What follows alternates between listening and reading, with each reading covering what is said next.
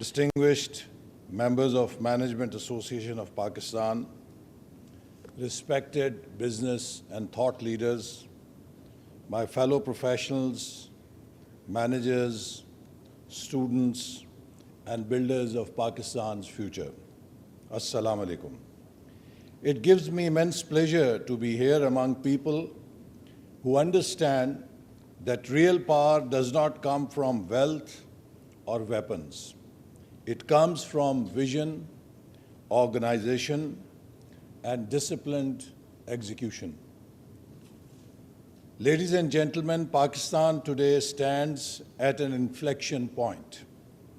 We can either make our URAAN, the fourth, our rise permanent and sustained, or let it crash again, as we have seen 3 times before. But this time it is not a choice. We have to rise, and rise with full force, purpose, and unity. Let me take you through a brief journey of Pakistan's 4 URAANs. Our 4 national takeoffs. The first URAAN came after independence. A new nation was born without resources, without experience. Yet, within a decade, Pakistan was one of Asia's fastest growing economies. That was the power of purpose. The second URAAN came in 1993 when Prime Minister Nawaz Sharif's first government launched the historic program of economic liberalization, deregulation, and privatization, Pakistan being the first country in South Asia to introduce new generation of economic reforms. Those were the first bold reforms that opened Pakistan's economy to private enterprise and later inspired even India's 1991 economic reforms. I remember late Sartaj Aziz Saab telling me that how Mr. Manmohan Singh, who was the finance minister of India, had requested him to send SROs of all the reforms that Pakistan had introduced so that they could also do the same in India. The third URAAN came in 2013-18 when Pakistan overcame crippling energy shortages, law and order situation, and revived growth and economy through launching China-Pakistan Economic Corridor, rekindling investor confidence and hope. And I hope you would recall that in 2017, if you were flying from Karachi to Islamabad, in every plane you will find 10, 15 Chinese businessmen also flying with you. And now we stand at the threshold of our 4th URAAN, a defining opportunity to make Pakistan a competitive, connected, and a confident nation. But here is the real question. How do we move from vision to excellence? How do we transform grand ideas into lasting progress? To find these answers, we don't have to look abroad. We don't have to read books written in either United States or in the West.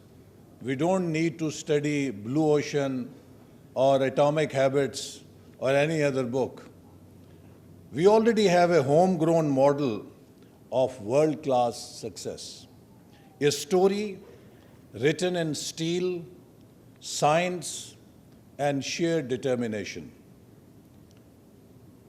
Despite global pressures, despite sanctions and scarcity of resources, Pakistan achieved what few believed was possible, our nuclear program. That achievement was not an accident. It was the result of a management philosophy, a culture of excellence, merit, and national purpose. After 28 May 1998, when Dr. A.Q. Khan and Dr. Ashfaq Ahmed, both leaders of KRL and Atomic Energy Commission, came to me to discuss a project. So I asked them that, before we discuss your business, I have a question to ask. That can you tell me that how come we were able to achieve success in a field where the whole world was working against us? They were denying us technology. They were not willing to even put even a single cent. And everyone was determined that we should not have access to this technology. But we achieved it. While in other areas where the whole world wants to help us, whether it is education, it is health, and other areas, we are unable to achieve success. So can you describe that what, in your view, were the factors that enabled you to achieve this success? So the factors they shared with me, I will call them the atomic model of success. And I think this atomic model of success is universal. It can apply to any organization, it can apply to any sector, and it is a management philosophy which can guarantee success. The first thing they said, that it was shared vision and purpose. From janitor to the top scientist and engineer, everyone shared one mission, that we are about making something for the nation.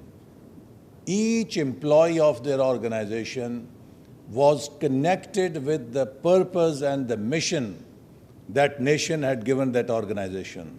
So whether it was the driver who drove the scientists from Pindi and Islamabad to their workplace, or the scientist who was working in the labs, everyone was equally motivated towards that shared purpose. So having a shared purpose and vision. The unity of purpose turned ordinary individuals into extraordinary achievers. Today, we must rediscover that spirit to make Pakistan a $1 trillion economy by 2035. The second factor they mentioned was stability of leadership. Every chairman of the program served for over 6 years. That stability ensured continuity and trust. I remember at that point Dr. A.Q. Khan smiled and said, अगर हमारे chairman भी आपके वज़ीर आज़मों की तरह बदलते होते तो हम बम ना बनाते बल्कि फुलझड़ियाँ बना रहे होते.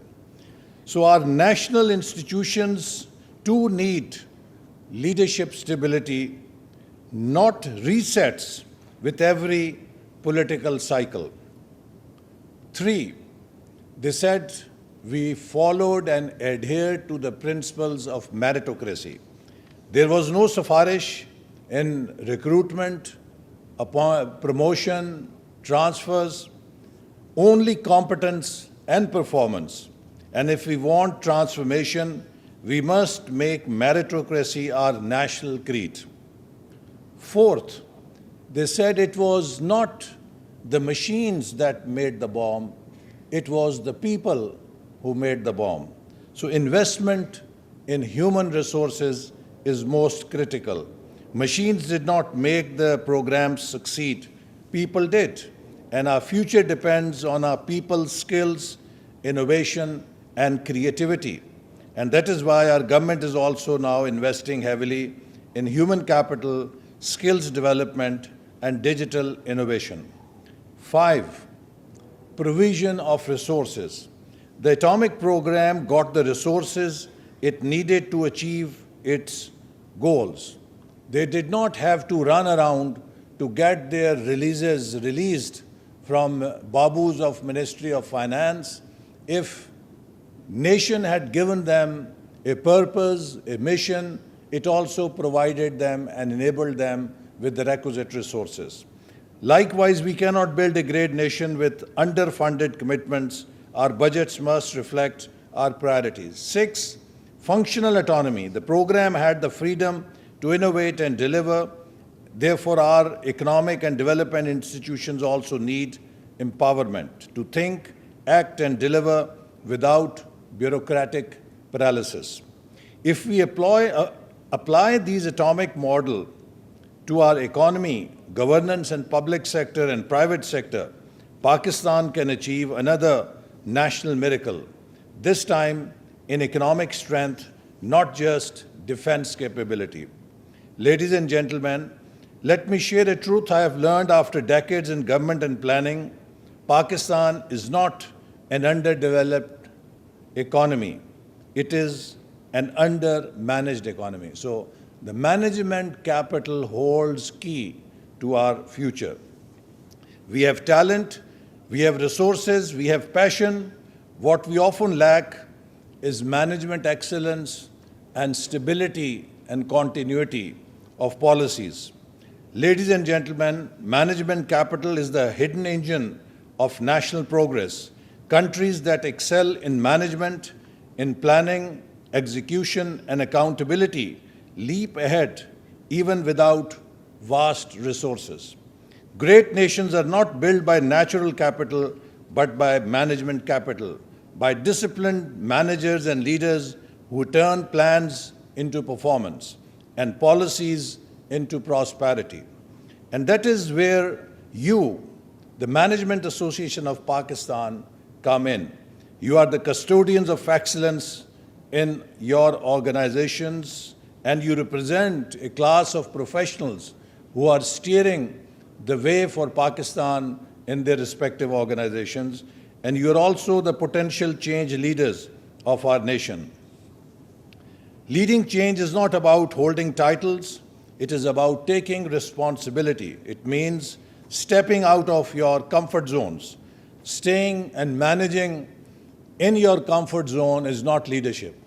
Leadership is getting out of your comfort zones, challenging inertia, and setting higher standards in your companies, your teams, and your country. Pakistan's future will not be shaped by politicians alone. It will be shaped by managers and leaders in every sector who think like nation builders. So let us make management a national mission where efficiency replaces excuses, data replaces opinions, and teamwork replaces turf wars. Because when management excellence becomes our culture, no challenge is too big and no dream too distant. Alhamdulillah, today Pakistan is regaining stability and credibility. Inflation is easing, the rupee has stabilized, the stock market is crossing record levels, investor sentiment is improving. On the diplomatic front, we have entered a new era of partnerships after great victory in Marka-e-Haq. The Pakistan-Saudi strategic framework, including defense and investment cooperation, marks a milestone in regional trust. With China, we are entering in CPEC Phase 2, focused on industrial zones, modernization of agriculture, and innovation through cooperation in technology sector. With the United States and the European Union, our ties are expanding into technology, education, and climate partnerships. And with the Gulf, Central Asia, and ASEAN, Pakistan is positioning itself as a bridge economy, connecting regions, markets, and ideas. The recent visit of Prime Minister to Malaysia is just one example of what is happening on the diplomatic landscape. These are not isolated gains. They are the foundation stones of Pakistan's fourth URAAN. To steer this transformation, we have launched URAAN Pakistan, our national economic revival framework built on 5 E's: exports, e-Pakistan, environment and climate change, energy and infrastructure, and equity and empowerment. The 5 E's are the building blocks of what would be our vision for Pakistan in 2047, our roadmap to Pakistan's 100th year of independence, a Pakistan that is strong, smart, and self-resilient. URAAN Pakistan is not a dream. It is a disciplined journey, a collective flight of the whole nation, and every one of you is its pilot. My friends, Excellence is not an act, it is a habit.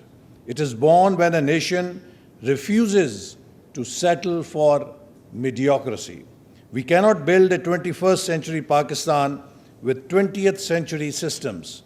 We cannot compete globally with outdated practices. Each of us must make excellence a personal and professional creed. Let us build a Pakistan where every institution runs like our atomic program on the atomic model of success, clear in mission, united in purpose, and uncompromising in standards. Before I close, let me return to the wisdom of our Qaid: unity, faith, and discipline.